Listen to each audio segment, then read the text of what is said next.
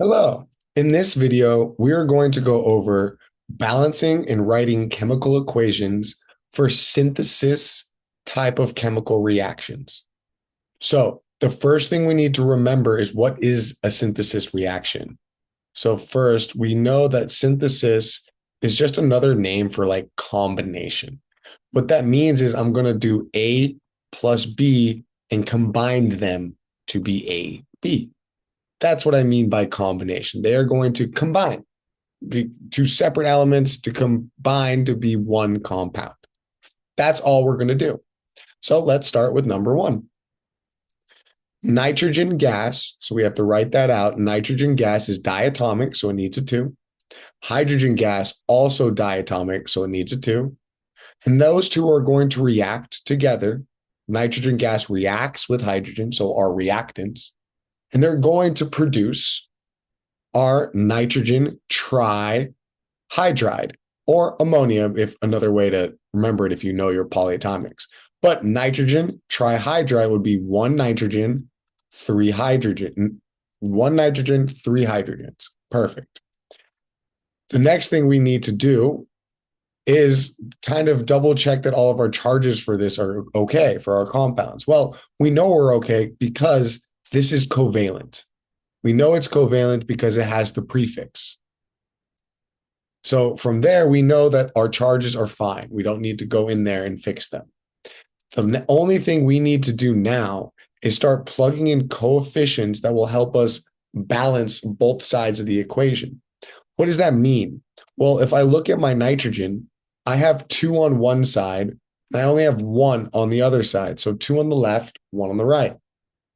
I need to have the same amount of nitrogens on both sides.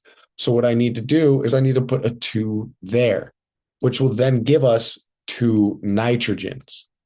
Well, that also changes how many hydrogens were on that side. So now we had three to begin with, but now we have two times three, which is six hydrogens. I need to have the same amount of hydrogen on the right and the left. So I look at the left side and I say, hey, what times two is going to get me six? Well, if I put a three there, I now have six hydrogens on that side, and we are perfectly balanced. And we can rewrite in our final term, N2 plus 3H2 is going to create 2NH3. Perfect. That is how we solve number one. Let's put this guy up here. Number two. Let's go for it. So first, let's write it out. Oh, I guess it's number four. My apologies. First, let's write it out.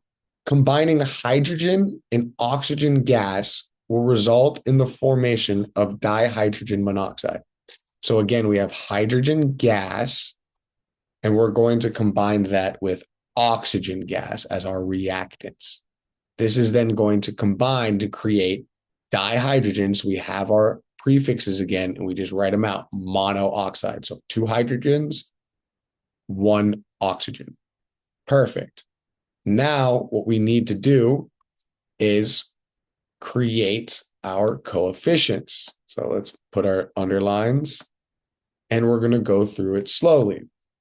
Well, I'm going to list my hydrogen and my oxygen. Hydrogen has two on the left, two on the right. So that's good for now. Oxygen has one on the right and two on the left. That's a problem for us. What we can do, though, is put a two in front of that H2O. What that does is now our oxygen has two of them, but it also changes our hydrogen. Our hydrogen now has four. Two times two is four. Okay, so on the left side, we can see oxygen doesn't need one. We have two. We're balanced. But hydrogen needs a coefficient, and we need to change that to a two to get four total.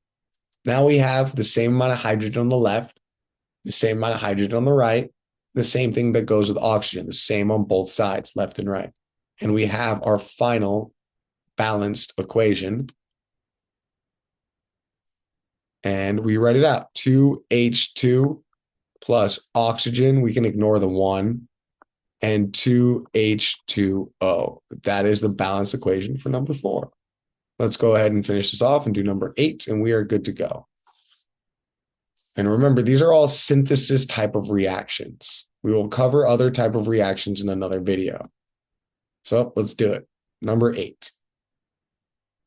So solid phosphorus. So solid phosphorus is not going to be diatomic because it's a solid, not a gas. Reacts with oxygen gas, which is diatomic. And this is going to form diphosphorus. So 2 phosphorus, pentaoxide, 5 oxygen.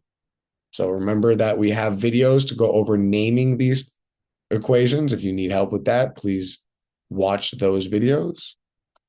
And then now that we have our word problem written in, chemistry formulas, we can now apply our coefficients to balance both sides.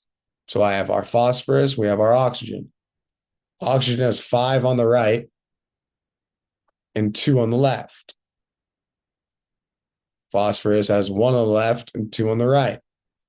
First thing I'm going to do is I want to balance out my oxygen. So what I'm going to do is I'm going to put, I see I have 2 and 5. My next least common multiple from those would be 10. So if I were to multiply, let's use a different color. If I were to multiply the oxygen by 5, on the left by 5, and the oxygen on the right by 2, what you'll see is we have 10 on both sides now, and that is balanced for oxygen. Now remember to replace your phosphorus because we have, 2 phosphorus times 2 now, so that changes. And now all I need to do is put a 4 there, and we are perfectly balanced everywhere. And we can rewrite 4p plus 5 oxygen is equal to 2 diphosphorus pentaoxide. That is it. So that is how we're going to write out and balance synthesis reaction types for this type of problems when we're doing chemistry. We'll make another video for decomposition, single replacement, and double replacement.